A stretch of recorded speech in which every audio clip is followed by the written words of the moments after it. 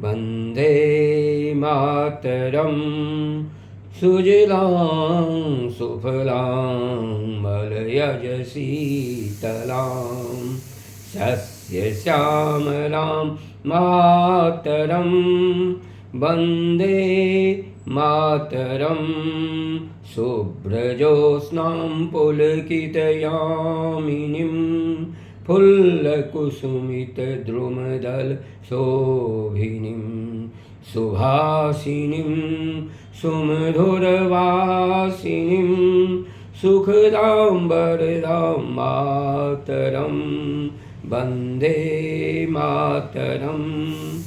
लगभग 150 वर्ष पहले बंकिम चंद्र चट्टोपाध्याय द्वारा रचित इस गीत को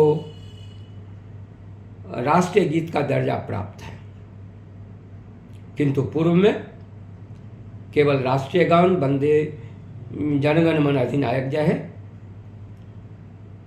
राष्ट्रीय ध्वज एवं अन्य राष्ट्रीय प्रतीकों का अपमान जघन्य अपराध माना जाता था।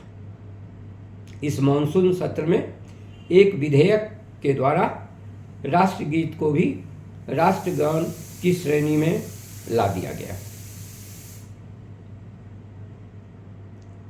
संसद के दोनों सदनों में पारित यह विधेयक महामहिम राष्ट्रपति के हस्ताक्षर के बाद कानून का रूप ले लिया गया और इसमें प्रावधान किया गया, राष्ट्रगान, राष्ट्रीय ध्वज या राष्ट्रगीत का अपमान जघन्य अपराध माना जाएगा और इसके लिए 3 वर्ष का कारावास और जुर्माना का प्रावधान कर दिया गया।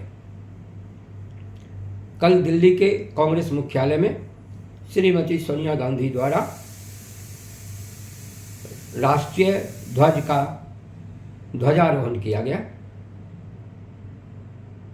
नियमानुसार राष्ट्रगीत का गायन चल रहा था। राष्ट्रगीत के प्रथम स्टैंजा की समाप्ति और दूसरे स्टैंजा की शुरुआत के समय श्रीमती सोनिया गांधी जी को बहुत गुस्सा आया। उन्होंने इशारा से तुरंत आयोजकों में से एक को बुलाया और डांटना शुरू किया। श्री राहुल गांधी जी और श्री मल्लिकार्जुन खड़गे जी ने उनका साथ दिया। इस तरह राष्ट्रगीत का अपमान कुछ राष्ट्रवादियों को बहुत बुरा लगा और कर्नाटक के एक अधिवक्ता ने पुलिस थाना में श्रीमती सोनिया गांधी जी, राहुल गांधी जी और मल्लिकार्जुन खड़गे जी की शिकायत कर दी। उनके विरुद्ध FIR दर्ज किया गया। अगर इस तरह का कुकृत्य, इस तरह का अपराध देश का कोई सामान्य जन करता और उसके विरुद्ध पुलिस थाना में शिकायत दर्ज की जाती तो पुलिस उसे घसीट कर ले जाती और सलाखों के पीछे कर देती। लेकिन नेहरू गांधी परिवार को तो विशिष्ट दर्जा प्राप्त है। पुराने जमाने में कहा जाता था कि राजा महाराजाओं के द्वारा 7 खून किए जाने पर भी उन्हें माफ़ी दी जाती थी। अभी लगता है कि नेहरू गांधी परिवार का 7 खून माफ़ है।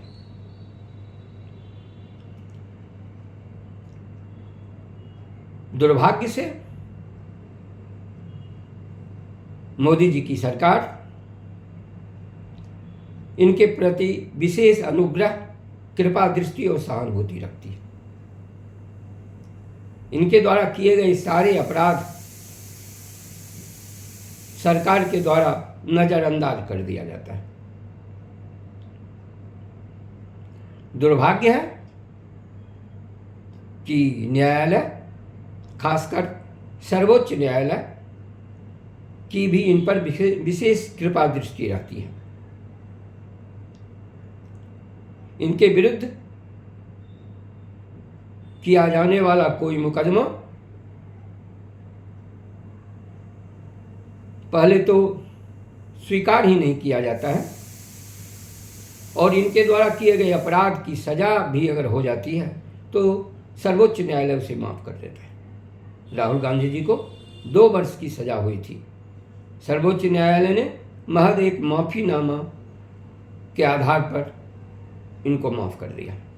इनके विरुद्ध कई न्यायालयों में मुकदमे चल रहे हैं, आपराधिक मुकदमे चल रही हैं, लेकिन या तो उसकी इजाज़त ही नहीं दी जाती है जांच के लिए, या उसमें देर की जाती है और सर्वोच्च न्यायालय तक यह मामला पहुंचता है कि या तो उस पर रोक लगा दी जाती है या इनको बिना किसी साक्ष्य के तुरंत जमानत दे दिया जाता है।